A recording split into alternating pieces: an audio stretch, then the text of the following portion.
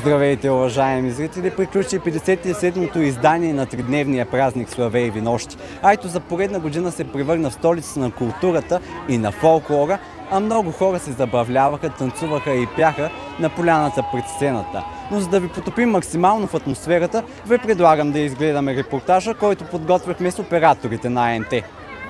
С тържествен ритуал по издигане на националния флаг и на знамето на фолклорния празник беше открито 57-то издание на тридневния фолклорен празник Славееви нощи.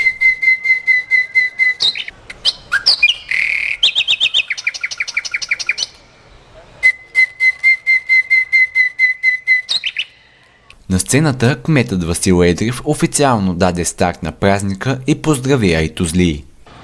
Госпожи и господа, скъпи съграждани, за мен е изключителна чест да обявя традиционните фолклорни празници Славееви нощи 2025 за откритие.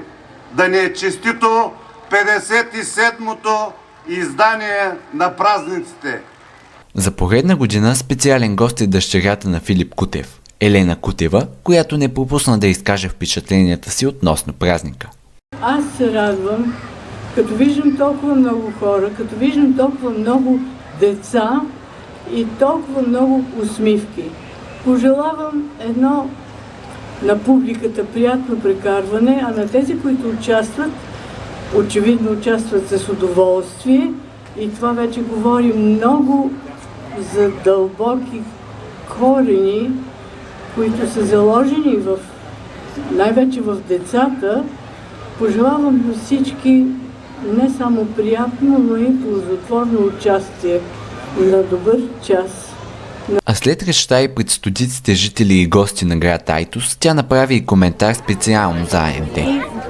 Доколкото ми е известно, са страшно много желащите да участват.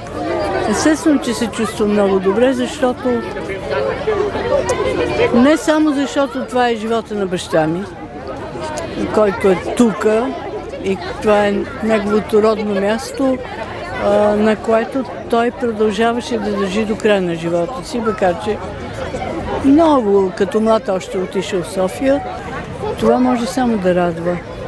Това е все пак, това сме ние, това е България. Това може само да събужда у нас радост и гордост. Освен многото държавни представители, които присъстваха на събитието, на сцената се качи и областния управител на област Бургас Владимир Крумов. До днес акцента беше откриване на летния туристически сезон, но следващите 3 дни ще бъде акцента Айтос.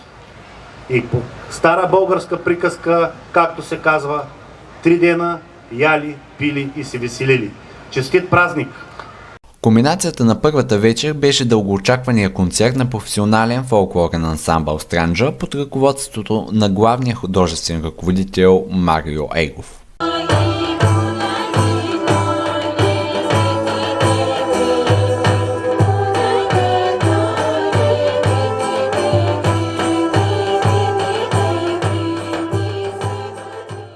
Какво ви накара да дойдете днес тук? Какво са за вас Славееви? Да, към народната песен, към народната музика.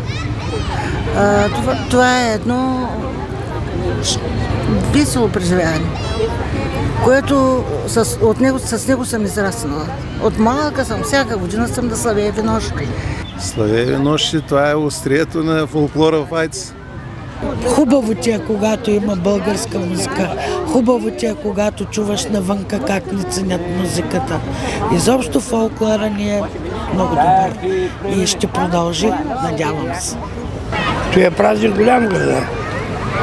Всяка година се състои, по едно и също време хората се радват.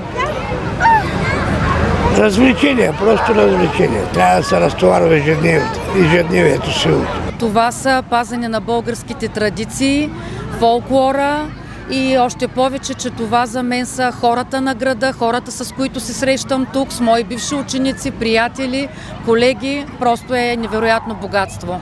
Втората вечер на Славееви нощи беше посветена на айтоските фолклорни таланти. В програмата взеха участие всички певчески и танцови групи от града, а сцената беше оживена от изпълнения на малки и големи, които с гордост представиха богатството на българския фолклор.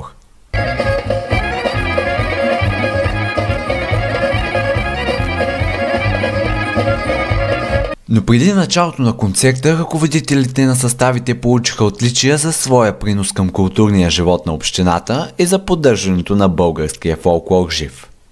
Кулминацията на вечерта бяха талантливите деца от детски танцов състав Тракийче с ръководител Росица Кавръкова, които привзеха сърцата на зрителите със своите изпълнения, като представиха част от богатия си репертуар и доказаха, че традициите имат бъдеще.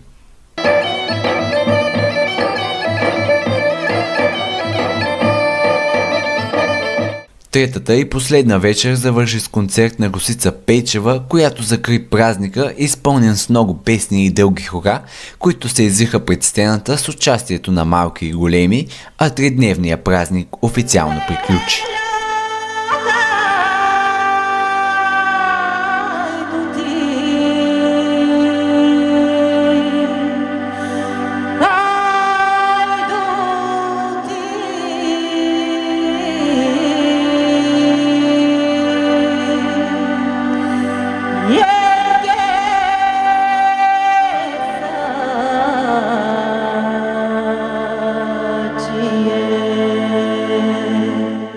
За новините на АМТ, Денис Петропов.